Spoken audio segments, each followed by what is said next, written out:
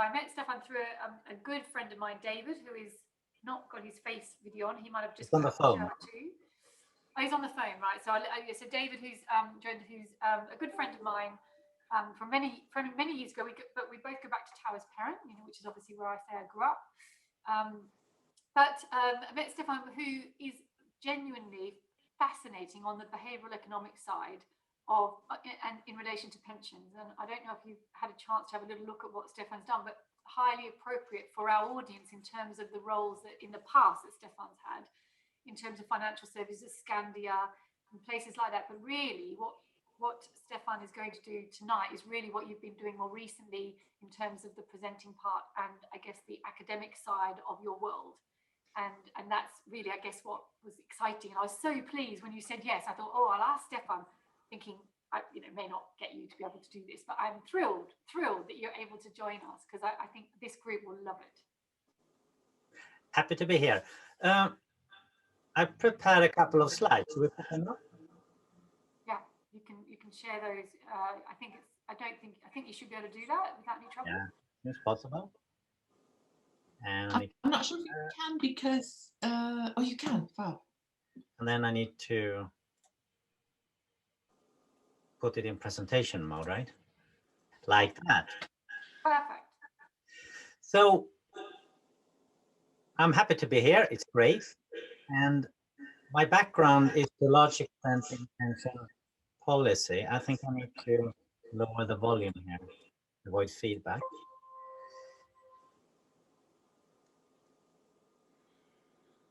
So a bit about me. I've been working for the last 2 decades in the pension world. Someone I think has a speaker on or something. There's a feedback loop. Oh, now I think it works. Perfect, thank you. So I've been in the pension world for 2 decades, basically. I started up in Sweden at Scandia, which back in those days were one of the fastest growing businesses. And so I was part of both the rise and fall of that organization, which got me very interested in how does an organization work? What are the behavioral issues that drives things? And also you could actually learn a lot about people who would sort of be strong in a crisis and who wouldn't. So for me, that was probably the best school I ever went through. It was a hard contact reality and going through a crisis. Then when we were out of that crisis, I moved on to a Dutch pension fund called ABP. That's the really large one in Netherlands. And since 7 years, I've been working at Cardano in Netherlands and in the UK.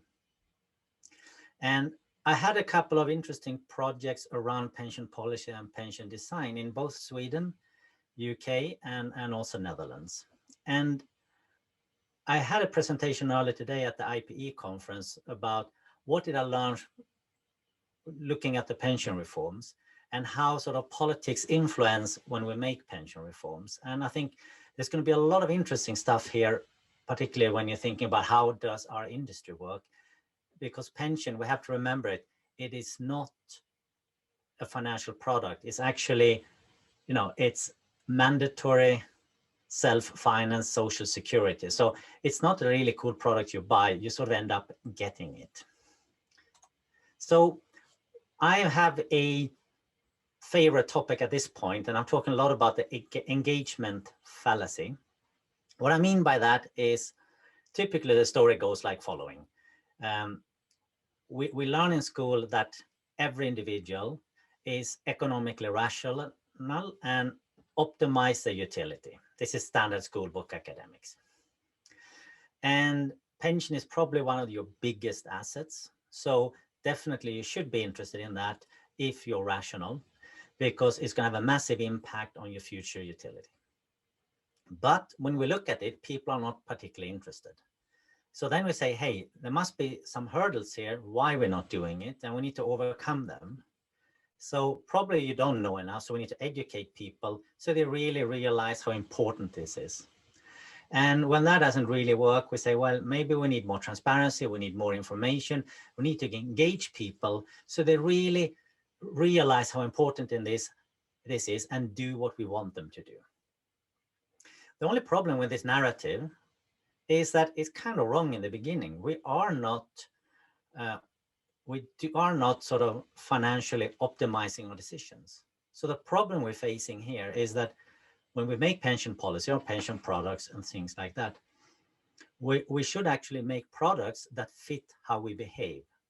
We shouldn't try to change the human behavior to fit our policies.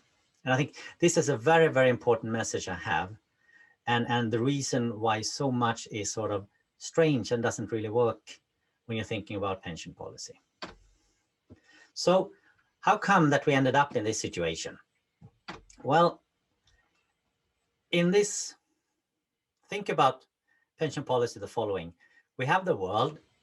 If you look outside the window, it's quite a complex and I say messy place, right? We cannot really predict what's going to happen.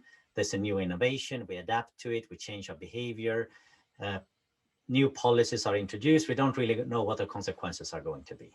So it's kind of difficult to put our hands around that and understand it. But some people tried, the economists.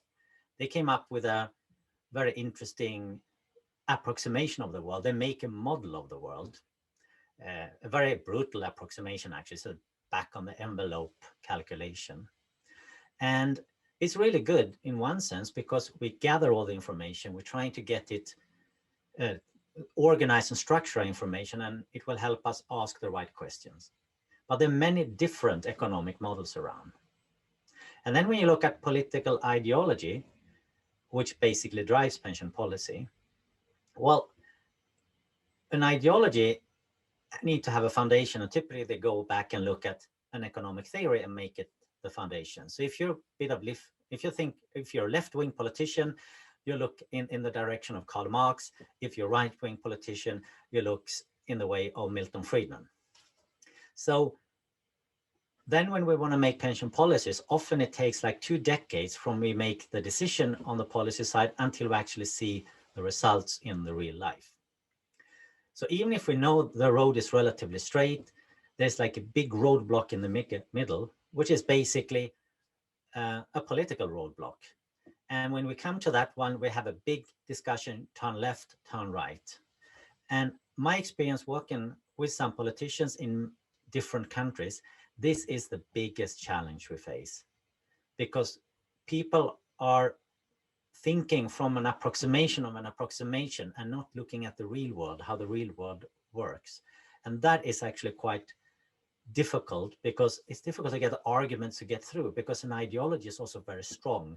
You don't want to change it because it's your beliefs foundation. And when you're thinking about this, then it starts to become more understandable why pension is so difficult to actually make happening. So here I made a slide because I did quite a lot of work on Australia and Chile, looking back on their pension reforms.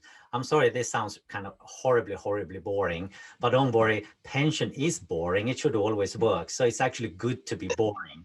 So think about that. And the whole idea with a pension policy from start was actually, in the old days, you didn't save for your own pension. Basically, Hang on, join. Oh, there's some background noise. I kind of hear myself. So in the old days, pension was paid by the government. It was basically a pay as you go. You got basically a universal income if you were retired, but that was kind of expensive. So we wanted to save funded pension, which is actually good. It makes it sustainable, because if you have aging population and demographic comes, at least you have something intergenerational stable. Chile and Australia were the first one out. They went out roughly in the mid-80s doing a lot of policy work, and in the early 90s, a lot of the stuff was implemented. And here's a nice, intriguing journey we have seen. So in the early days, the rhetoric was as following: consumers are economically rational, and therefore the tool we're going to use are financial incentives. So Australia started with this. They had a very elaborate plan, but they realized that, you know, most people, even if it's economically rational, don't use these fiscal incentives to put money away in pension savings. And they actually discovered the only people using this were actually those who had enough money, and they were using this basically for tax planning purposes. So they made a lot of reforms trying to change this, But eventually they came to the conclusion, this doesn't work. So we need to have mandatory saving. We must force people to save for pension. And that was just to make sure that you don't have to pay them Social Security when they retire, right? But the first step then was to say, well, wait here, markets are efficient. So it means that the best funds are going to get all the money and the worst funds going to get nothing. So this will be a self-regulating system, was the idea. And we all work in the financial sector, and we know that maybe this is not perfectly true. But when trying to solve this in reform after reform, the idea was the consumer is still economically rational. So therefore, they just need a bit more education. They need a bit more transparency. And every time we tried and changed by introducing policies, the next conclusion when it didn't work was more education, more transparency. And in that situation, you ended up going around in a circle for quite a while. And eventually we start to see a sort of almost like a U-turn that we say, hey, we need to do public intervention. We need more regulation. And even in a country like UK, which is considered to be quite economically and market liberal, the government did a massive intervention. It went into mandatory savings without enrollment and installed Nest, which is basically just a big public intervention in the market. And this was actually a good thing. It pressurized prices down, and it had a good effect on the market. And also the charge cap introduced was basically to keep it more regulated. So I think this is an interesting journey. But what is remarkable here is that we have not really gone and questioned the assumption that people are economically rational, and therefore we need to make sure that we make it easier for them to make decisions. So when thinking about this from a policy level, I think it's really important that we decide to leave the ivory tower we're living in. And we should keep in mind that there's a lot of realistic economic theories out there. So it's not the problem of the academics. Herbert Simon in the 70s came up with the idea that we don't optimize, we satisfy when we're trying to make choices and decisions. And Kahneman and Tversky got the Nobel Prize. Thaler got the Nobel Prize. And the interesting part, this is sort of, so academic has moved on, but ideology haven't. This is kind of fascinating place we're in. And I did some work up in Sweden for the Swedish government. I did a review of the premium pension, which is a part of the public pension system in Sweden. It's basically a unit-linked fund product which sits under the government. So it's not commercially driven, but it's mandatory. Every Swede who works has to be part of it. So I managed to get a researcher from University of Maastricht, her name is Lisa Brüchen, to take a look at this. And she was quite cheeky. She was kind of clever in making the questionnaire when we asked people. And this is like 2,600 people that were interviewed across all the sort of background variables in Sweden. So we had a pretty good understanding that we captured Swedish population, not just a self-selection group. So in that survey, there was a really fun part. She asked, what is most important when you're going to choose an investment fund? And the Swedish self-select people, they basically said, well, costs are important, return is important, risk is important, and at the bottom of the line was the name of the provider. But Lisa, she was quite clever. So she later on in the questionnaire asked, so can you tell us about your portfolio that you have in the premium pension? What do you know? Majority knew the provider, and half of them didn't know if they have an index fund or not. So the point here was, even if you know what you should do, you don't necessarily do it in your own portfolio. I think this was quite enlightening. This research is actually available if you want to read it, so I can actually send you a link to that. And also I was lucky enough to have Richard Thaler on board on this project too. And he did also some research, which also resulted in a paper. And sometimes you should be lucky, right? It's better to be lucky than unlucky. So he actually got the Nobel Prize the same year when we have delivered our recommendation to the government. And that was hilariously fun. And the good news was a lot of people in Sweden, they sort of like, Stefan, did you have anything to do with that? And I typically just smile and said nothing. Of course, I had nothing to do with it, but it was good to let them believe that, right? Then, of course, there's a last part is here, common sense, right? I mean, how many people are really interested in pension? And apart from like a group like us here sitting in the evening discussing it, I mean, in most other forums, or if you go to a bar or meet friends, if you talk about pension, you're going to sit alone at your table, right? That's what happens. So this is something we need to rethink how we do. And I want to repeat my message here that it's much easier to change the way we do policy so that it fits people than trying to change people to fit the policy. And here I'm going to say, the big challenge with politics, it is about changing people to behave in a certain way according to how you want them to behave. So this is very, very difficult to combat and challenge. And I'm going to give you a bit of anecdotal stuff here. What happened in Sweden, I had very intense debates with a politician from the sort of right-wing side. And all I argued for was typically a market solution, nothing strange. And they were so stuck in the ideologic sense. So one of them said, it's really important you should have a lot of choice. I think it's better if you have 1,000 funds than 100 funds. And 2,000 is even better because we want people to have the freedom to make choices. And it doesn't matter how much academic research you show. It doesn't matter how much experience you show what actually people do in the system. This is a belief and it cannot be challenged. And when you want to do policy in that sense, it's really, really, really difficult. So when you think about people working with this, I was just a guest in that. But if you're in this process working a lot on DWP and other places, it is so difficult to do the right thing because you have to navigate the ideologic minefield, which is quite distant from reality. So, okay, but we're not politicians, so we can actually look through the political ideology. And then I want to say, so what can we do? What are we doing as an industry?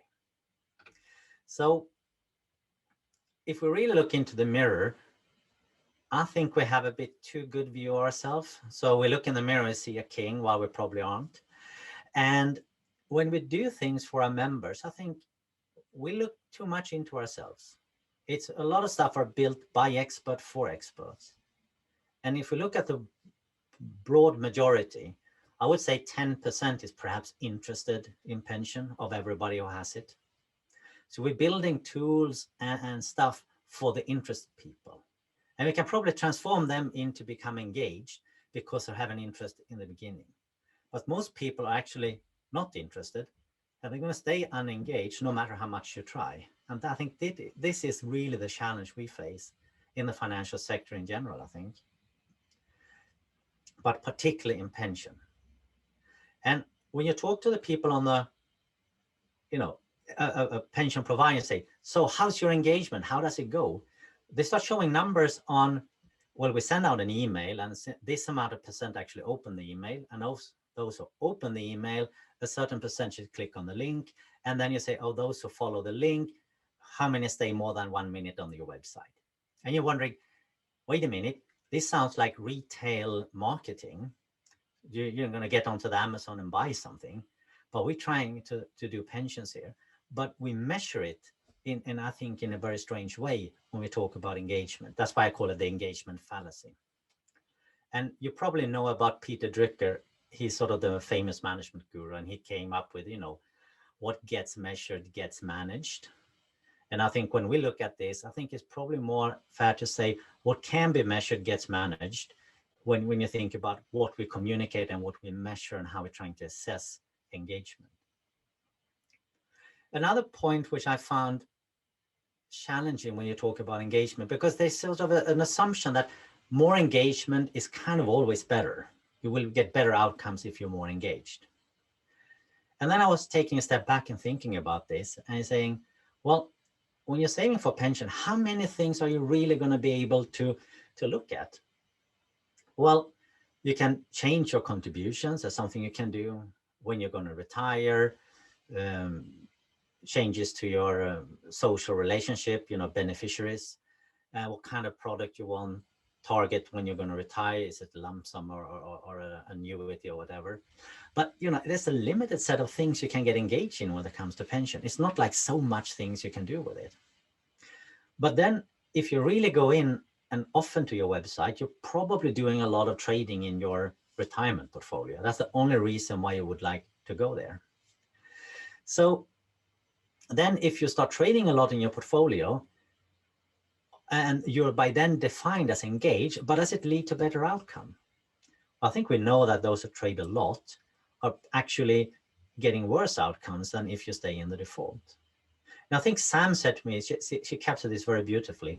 She said, financial education just means you can do the same mistakes as before, but with greater confidence. And I think this is a nice way to explain it. If it was really, really easy to learn to invest if you know what a stock is, you know what a bond is, and you know compounding returns, great. Now you can be a great investor. So why do we pay investment people so much? Well, because it's a really difficult craftsmanship to do. And actually, it's very difficult for someone to learn and then trying to do it yourself. The other part is, I know the Dutch regulator, and I think the UK regulator as well, they want to say, we want to know how you engage with your member. We want to know what you do. So even if you are just visiting your website once a week, it's probably better if you are coming more often to the website and just don't do anything, but just looking at it.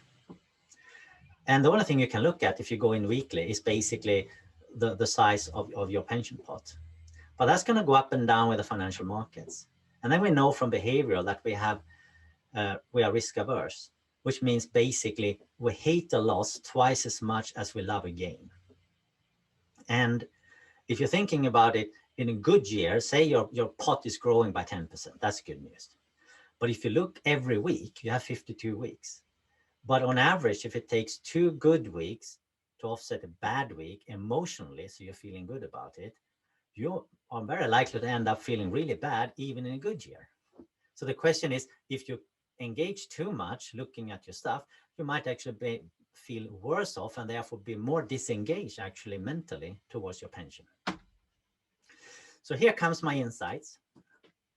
And I'm warning you, I mean, I'm going to be a bit sort of, this is quite brutal, but you're in the industry, so feel free to challenge me afterwards. But I think we need to accept that the majority of the people are uninterested and will be unengaged no matter really what you do.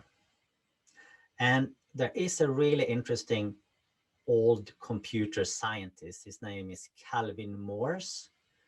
So he was at the same time as the Intel guy Moore, who did this law that every 2 years the computer power is doubled. That Moore's law, that's kind of famous. This guy was kind of forgotten, but he was sort of figuring out what happened with information and information retrieval systems. So his law is basically, people tend not to use an information retrieval system when having their information is more painful than not having it. And you can think about this a bit freely translated, is that just because we know that the member need our information doesn't mean they want it. And actually, the guys who did this kind of research completely in different areas, they came out to the conclusion, if you make it even easier to get access to information, it's even fewer people to use it. And now think about the cool, retirement planners we are making for our retirees, right? Or people who save. I mean, I haven't really yet seen a planner where you fill in the stuff and it comes out and say, great, Stefan, you're saving too much. You should stop saving and start enjoying life now. It's always the same message. You haven't saved enough. Your retirement is going to be shit unless you save a lot of more money. And everybody knows that. So why wouldn't you only use that? I think this is a challenge we have as an industry for getting the message over. And I said it before, pensions are utility. It is mandatory self-financed social security. It is there so the government doesn't have to pay a lot of social welfare when we're getting old.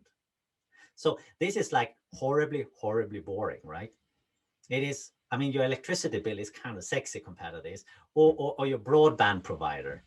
But it should be boring, it should work. and even for the majority who is unengaged. And this is what we have to start and think about when we are thinking about pension.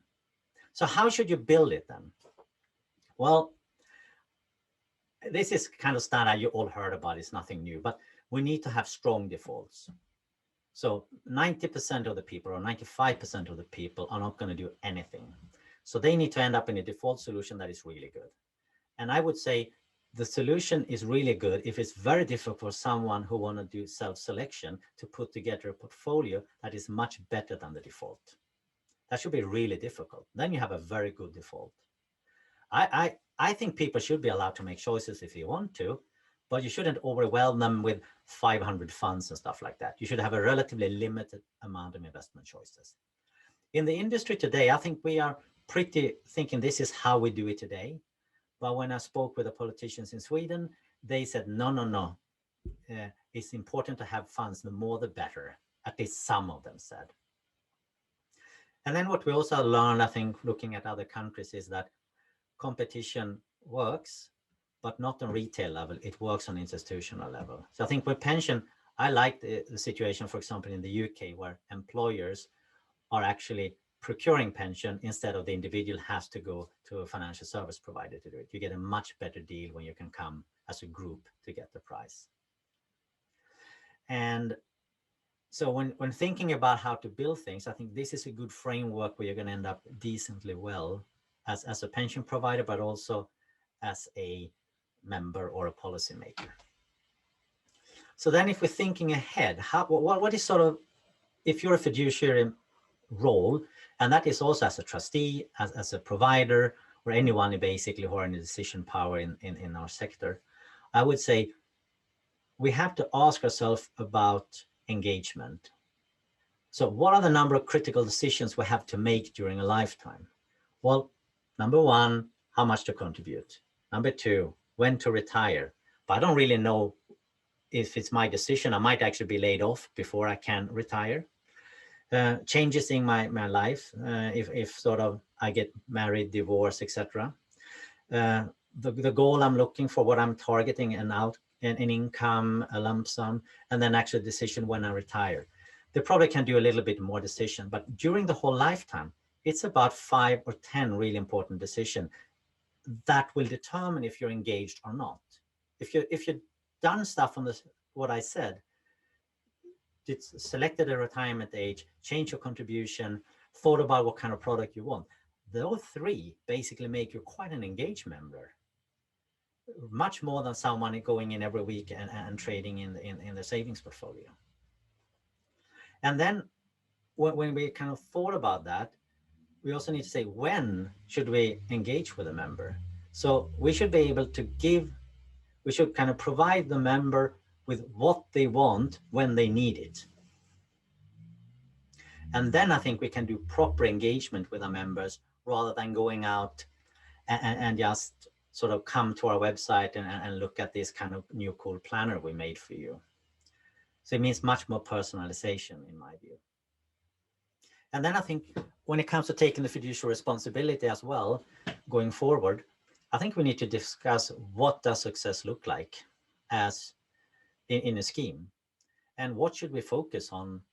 How much should we spend on communication? If you're a pension fund, it also comes out of the member's pot, right? If you're a pension provider, you have to think about, you know, if I'm not communicating in a good way, I might actually annoy the members rather than help the members, which also might result in they actually are becoming inactive or uninterested. So we can't really help them when they need help.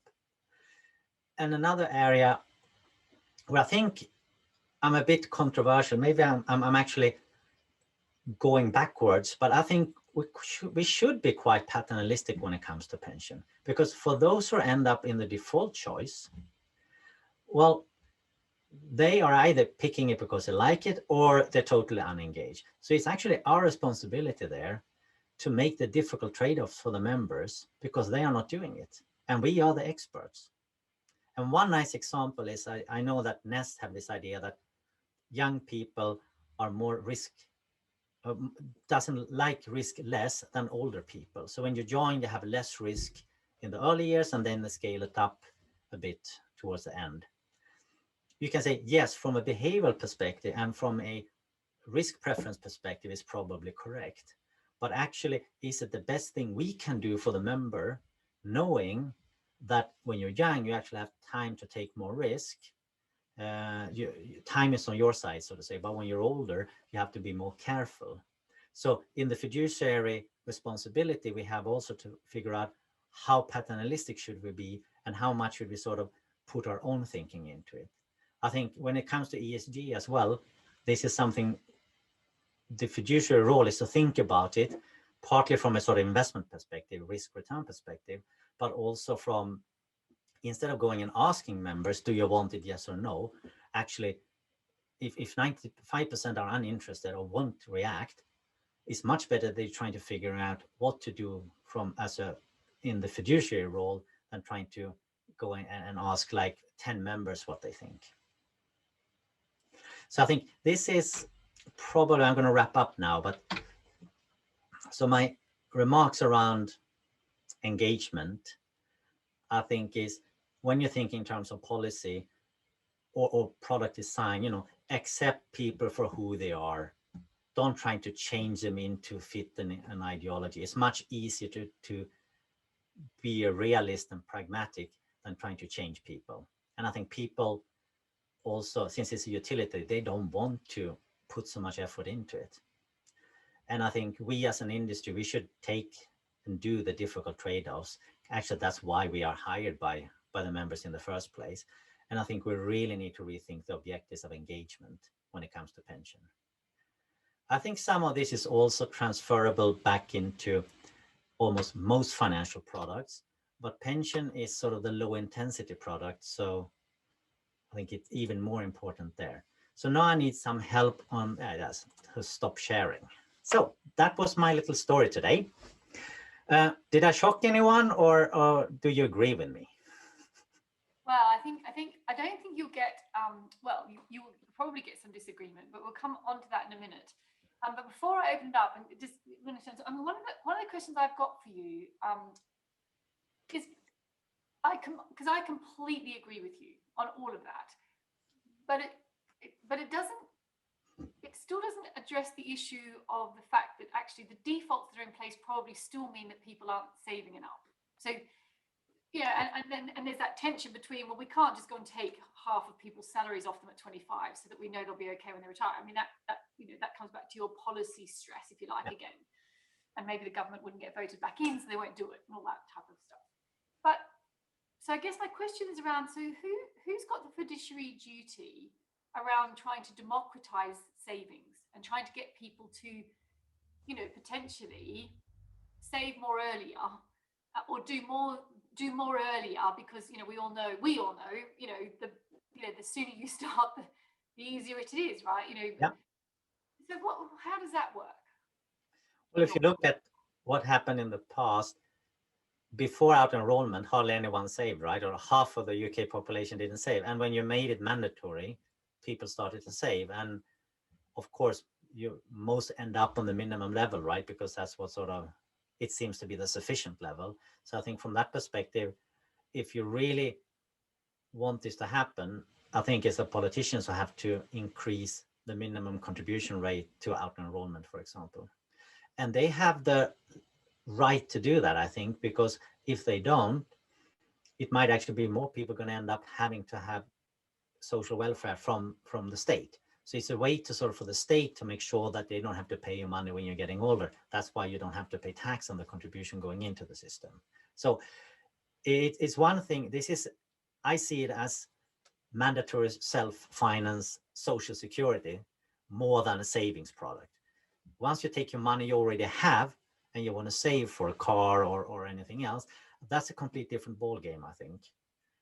And what about for the employer, though, who, because of all the rules and regulations around employment law, potentially end up with people that won't leave because they don't have enough money, and so is it possible that there is a role for the employer, or as part of the trustees or the board that's looking at, to potentially be a bit more radical as an employer then? So if you work for me, I'm just going to make this up, but if you work for me, I'm really going to make this up, but whenever you go and buy cigarettes or buy chocolate, Sam, or buy coffee, we're going to match that spending that you do into our pension fund in addition to your contributions. Because if you can smoke or buy coffee or I don't know, eat chocolate,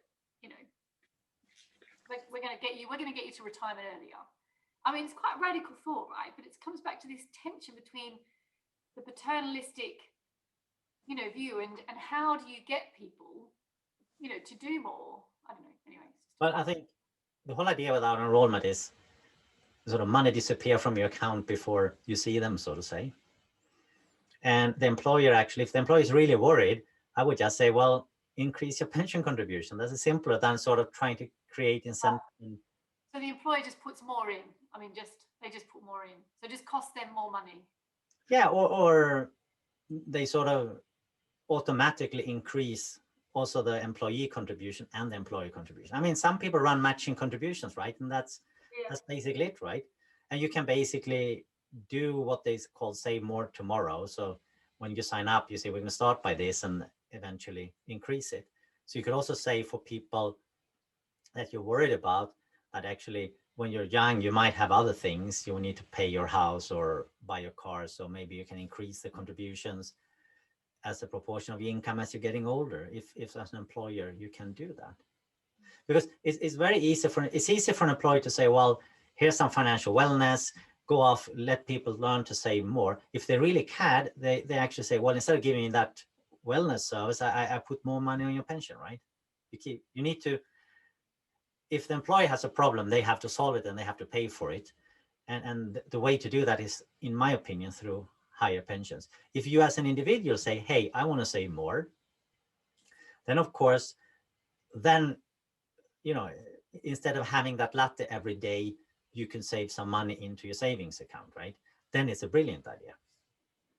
Yeah, I guess what I'm just thinking with this is that because of the defined contribution is my pension, it's not really my employees, they're just, it is my pension. I guess I was just trying to think of a way that we can get people to take more responsibility over and above, where the mandatory bit lies. So I was just thinking aloud, but look, I don't want to spend all. I've got some other questions in here that I need to bring up. So we had one is around, obviously Helena's making the comment when you were speaking early, Stefan, about the fact that people just don't recognise the value of the free cash in terms of the pension, which logical, doesn't make sense, but it's just fact.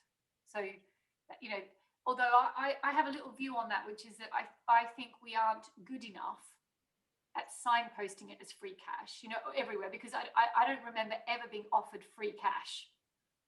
Like, I think I would have. Well, it's all been a catch with it, right? When you offer free cash. Yeah, but I don't remember any of my employers ever saying, Sam, you're leaving free cash on the table here. It's this much. I just don't remember. But Sam, can I challenge that? I mean, you're saying free cash. I mean, the employer contribution that you wouldn't get if you don't say, I think that's an extra thing the employer pays. So you can say that's free cash. Yes. But the tax that you don't have to pay tax on it, well, you have to pay tax when you retire, and you never know what the tax rate going to be when you retire. So if I look around at this call, many of us have quite some time before retirement. And it might actually be when we retire, we might retire in a high tax environment where you pay 60% in tax instead of 40, right? So you don't know that one. But the extra contribution the employer gives, yes, that is a bit of free cash. But I think to a large extent it's solved by having auto enrollment. So people are in. Yes, I agree it is solved to a degree, but I think the levels are still quite low. So I think people are going to be disappointed. I think people think they're sorted. But actually, I think there is a gap in when people get there. My worry is they're going to get there and go, I thought I was sorted. I thought I could retire and have a great life. It's like, this is rubbish. I've got like, I don't know, a fifth of my income to spend. And I can't live on half of it. So I just wonder if the disconnect is the bit that will come back to bite us. Well, I think it will come back to bite in the sense that these people are going to be very frustrated and upset and going to vote on a politician who promised gold and green forests, as we say in the Nordics. So I think you're going to see a lot of old age poverty and a lot of people who are going to be feeling that the society or the system has screwed them. So it's going to become a political problem eventually. But if you really want to deal with it, I think you should be heavy-handed and actually just increase the rate. So that's the only way you can solve it, right? Because you know when things are getting bad, the government says, oh yeah, but we need to take care of them. So it's going to cost tax money in the future, or you force people to save today. So on that, so there's the bit around the institutional competition versus the individual, which Heather, Yeah. I think you wanted, I don't know if you wanted to bring up, and you had another point as well. You're on mute. Sorry. Oh, you're back here. Yeah, sorry, I'm still thinking. Good. My brain's going. So yeah. I think most of my questions were answered. But I'm still struggling on this. So your comment where you started was we shouldn't create a policy that doesn't fit behavior, and I think that applies both for the politicians and the individuals, because we have so we need individuals to save far more than they are. So we're forcing them to take a trade-off that just doesn't fit with our behavior, right? So we have to have less money now to have some later, and that just doesn't fit with our behavior. So there's that issue that I really struggle with pensions, and then there's the policymakers, and there's all sorts of talk, and who knows if it's just the pension providers trying to encourage everyone to pile money in before any tax changes. Yeah. But there's this recurring theme of moving to flat tax relief for pensions, and that, you know, the public purse is just expanding, and we need to figure out how to get, you know, we need to raise more tax money. And so it just seems like it just seems doomed, if I'm honest, because you know, if you don't have individuals acting in their own long-term best interests, and nor are you necessarily going to have policymakers acting in the long-term best interests of people because they want to get re-elected in 3 years. I just struggle to see how this is ever going to get fixed. But it's not something you can really answer. It's just sort of adding to the Well, to put it sort of, when I have this pile of cash, when I did this sort of the pension U-turn slide, and I typically say that, you know, with this pile of cash has the same effect on humans as a pile of shit has on flies, right? So everybody wants a share of it, right? Politicians, maybe providers, maybe others. And the person who actually owns the money is not particularly interested, because they wouldn't save in the first place unless you were forced. So I think this is, you're pointing a very, very important point here. And I think in the UK, when they wanted basically to take away the tax just after the Pension Freedom Act, Osborne, I think, wanted to get rid of that you don't have that you have to pay tax when you put money into your pension fund, because then he could take that tax money and got the tax money on everybody who withdraw the money. So he got a lot of money now, and then the future treasurer could sort of, yeah, good luck to him or her. So yes, everybody is, we prefer it here and now. We don't prefer it into the future, right? And I have a very kind of slightly inappropriate way to explain this. I run into this nice guy, Kjell Nordström. He's like the management guru up in the Nordics. And when all the management kind of consultants, they dress up like McKinsey clones, and he basically had a shaved head and leather pants. So he sort of stuck out. And his idea, whatever you're going to sell, was his story. He said, doesn't matter what you're selling. You have to understand the meaning of life. Then you can sell it.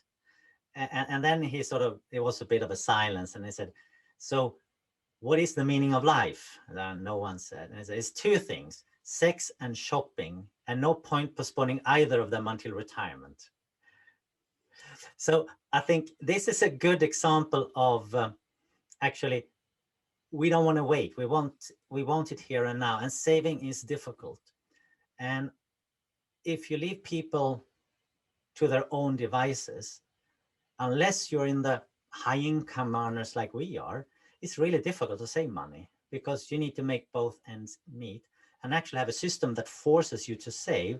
Actually, you're going to be happy when you're old that someone forced you to save, in the same way as you're happy now that your parents forced you to go to school.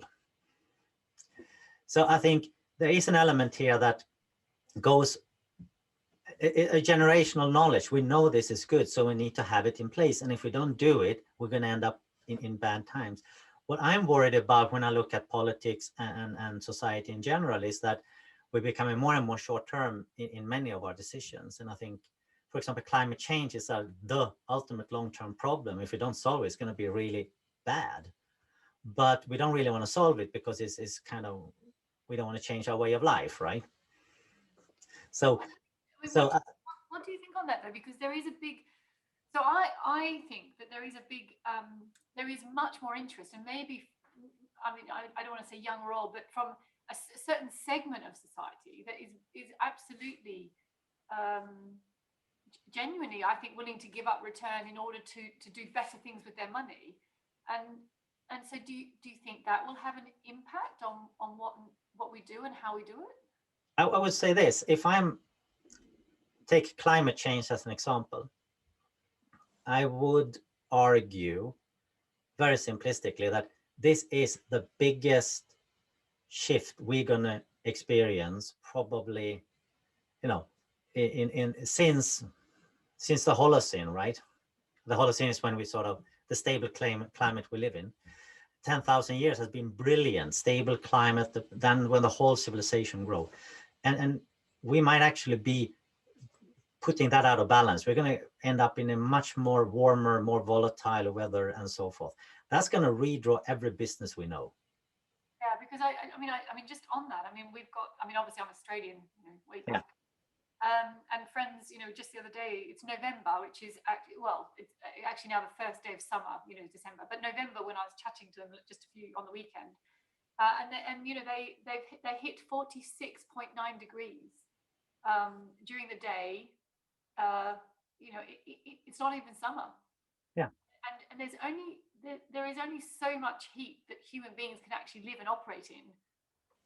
So, you know, it's quite staggering when you think of it like that. So think about, as an investor, if the world is basically, if the climate is changing, a lot of business have to change the business model completely. So as an investor, there's going to be a lot of winners and losers in this basically big transition from one type of economy to another.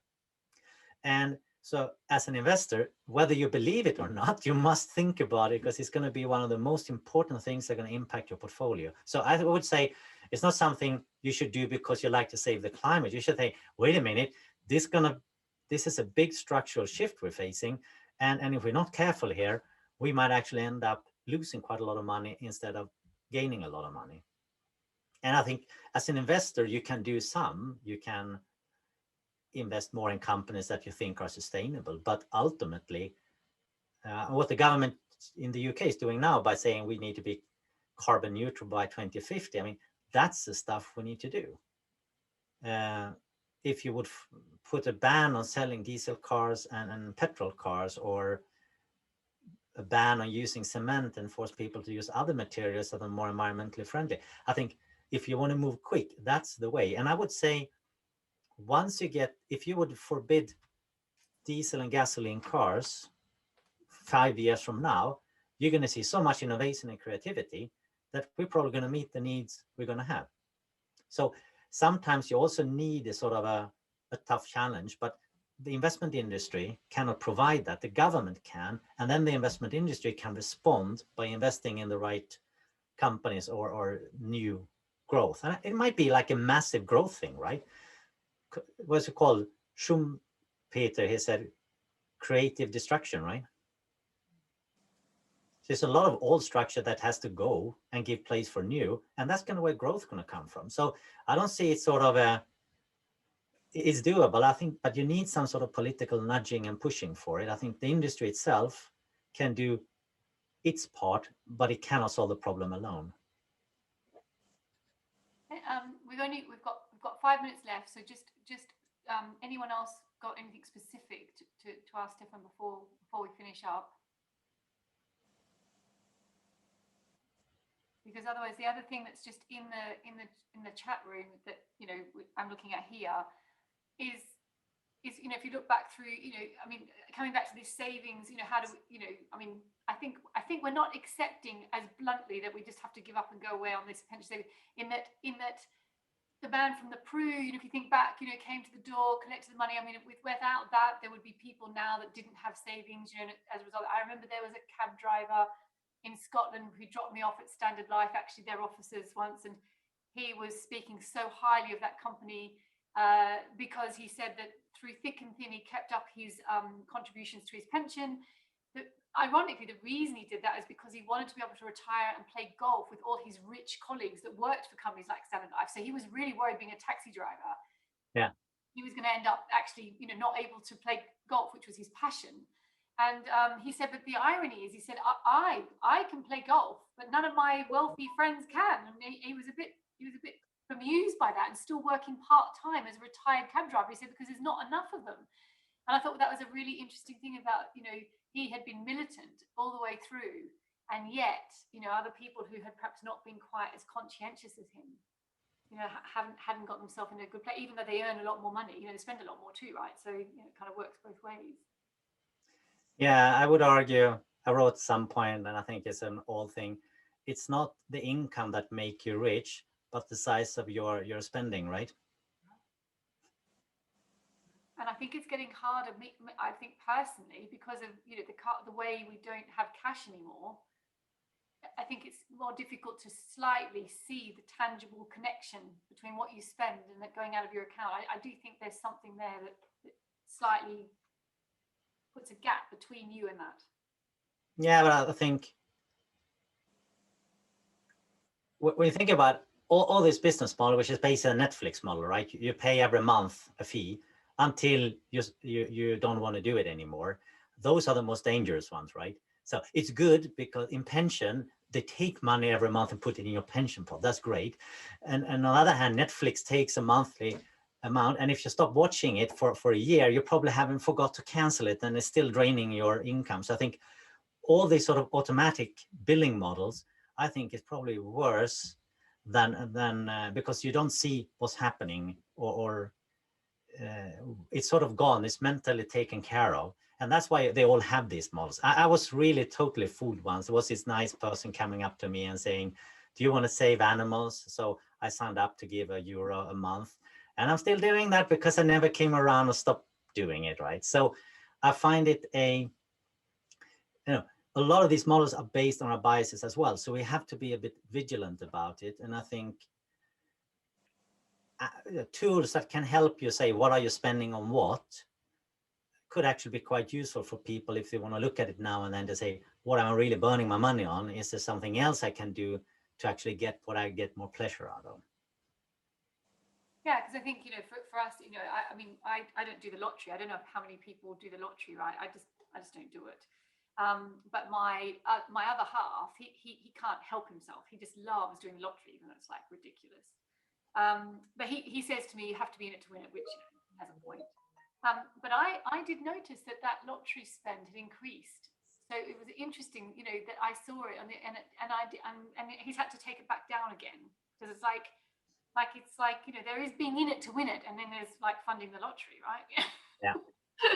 So it's interesting, isn't it? The dynamics. But anyway, look, I have to finish on time. We have 2 minutes left, and so Stefan, it has been amazing. We love our speakers in this group. It's very informal, but we all learn so much, and you have been an amazing, very different speaker in terms of the topic we've had tonight, which I think, for the group I speak on our behalf, we will love it. So the link that you've got to that date, if you can, because there's others in the group that can't make it every week, and we do kind of share it around. And I think everyone will really appreciate it. So you wanted the presentation, was that it? Yeah, and you also mentioned a link you had to some research that you could share. Yeah, I will put in an email and send it to you. You can share it with the group. I will share it with Heather, and then she can send it through to the network if that's okay. And by the way, I'm going to do a bit of self-promotion. So if you like this stuff, I'm writing every month on LinkedIn. So just find me there and connect, and you get the stuff popping up in your feed automatically. Yeah. Thank you, big tech, for exploiting our biases. Exactly. Well, I'm still determined to use it for good. This automatic bit. I'm pretty sure we can do better as an industry to get people doing a bit more automatically for them in the future. I am not giving up on that. No, I think we should use the behavioral biases to help people make the right thing, but we also know any sort of selling activity, since, you know, buying a second-hand horse or a car is also about exploiting your biases, you know, to pay too much for that. So it goes both ways, and I think that's what we have to be aware of. And I think is start using it for good. Yes. Yeah. Brilliant. Well, look, thank you very much, Stefan, and good night to everyone. Heather, who's next? Sorry, Heather, who's next? Who's on next? Gillian, who's on next? Okay. I'm muting myself here. Thanks, that was a great session. I really enjoyed it. I'm away to worry about my pension. Next week is our last week before Christmas, so it's you know, party hats at the ready, lots of alcohol, mince pies, few Christmas carols and all that stuff. Woohoo! Thank you, Paul. I love that background.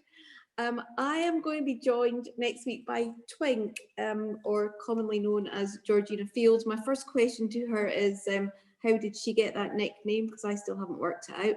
But anyway, she's going to talk to me about marketing. As many of you know, she runs a business called White Marble Marketing. So we're going to have a chat to her about marketing, communications, branding as well. So they've posted some really interesting articles about the power of brands recently. So something again a little bit different. As you know, we like to have diverse speakers and topics. So hopefully that's fun to look forward to.